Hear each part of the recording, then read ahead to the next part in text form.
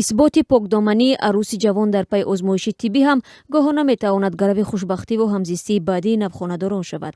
мутахассисони тиб мегӯянд нобоварии домодҳо ба арӯсҳои ҷавон боиси сар задани даъвоҳо дар рӯзи дуюми издивоҷ мешавад, вале исботи ҳуқуқии покдомании арӯс ҳам барои барқарории муносибатҳои оилавӣ мусоидат намекунад. танҳо дар 4 моҳи соли ҷорӣ ба маркази экспертизаи судиву тиббии вилояти хатлон 12 домод бо ҳамсарони ҷавонашон муроҷиат карда гуфтанд, ки ба бокирагии арӯсашон бовар надоранд.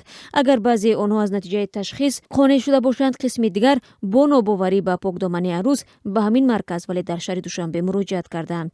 майсараи 28 сола аз водии Вахш рӯзи 14 апрел бо умеди зиндагии хуб арӯсӣ кард, вале шаби 15 ба 16 апрел зиндагиаш бо моҷаро печид.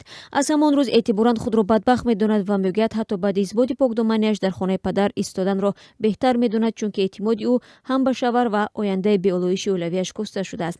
шубҳаи шавҳар ба бокирагии ҳамсар боис шуд, ки майсара аз 2 ташхиси тиббӣ гузарад. ҳар ду ташхис ҳам як натиҷа дод. майсара номи худро догдор накардааст, вале акнун худи ӯ нафаре аст, ки намехоҳад зиндагиаш зери боми шавҳар идома ёбад. майсара гуфт, аз натиҷаи ташхис ниҳоят шавҳар ва хонаводаи ӯ қонеъ шуданд ва хостанд, ки ҷавонҳо ба зиндагии муштарак идома диҳанд, вале ӯ дигар майли зиндагӣ бо ҳамсарашро надорад. ӯ мегӯяд хеле дилсард шудааст. майсара гуфт умедвор аст, ки рӯзе бахт барояш механдад ва як марди дорои андешаи поку беғаш ӯро ба ҳамсарӣ мехонад ва дигар ҳеҷ гоҳ дар зиндагӣ баҳси нангину бокирагӣ ба сараш намеояд. мисли майсара духтарони ҷавони зиёда мегӯянд, ки ин мавзӯъ ба як мушкили ҷиддии равонӣ ҳам табдил шудааст ва бисёр духтароне, ки бо номи нек аз хонаи падар берун мешаванд, бовар надоранд, ки покизагии онҳо мавриди эътимоду эътироф дар хонаи шавҳар хоҳад шуд. дар ҷомеаи суннатии Тоҷикистон масъалаи бокирагии духтар барои бисёриҳо хеле муҳим аст ва танҳо ҳамин масъала метавонад ба хонавайронии оилаи ҷавон сабаб шавад. доштани муносибатҳои маҳрамонаи пеш аз арӯсӣ агар барои ҷавонписарҳо бахшиданӣ бошад, барои духтарҳо ба як фоҷиа табдил меёбад.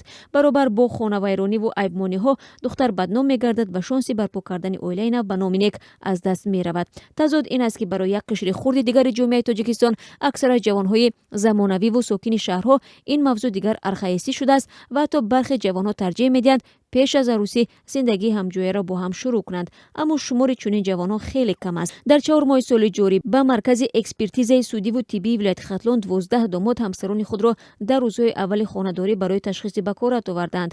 Сунатулло Зугуров, раҳбари ин маркази ташхисӣ, гуфт, дар бархе ҳолатҳо шубҳаи домод беасос аст, вале онҳо дарк намекунанд, ки гузаштан аз як чунин санҷиши ахлоқӣ чӣ дардҳое барои духтарҳо меорад.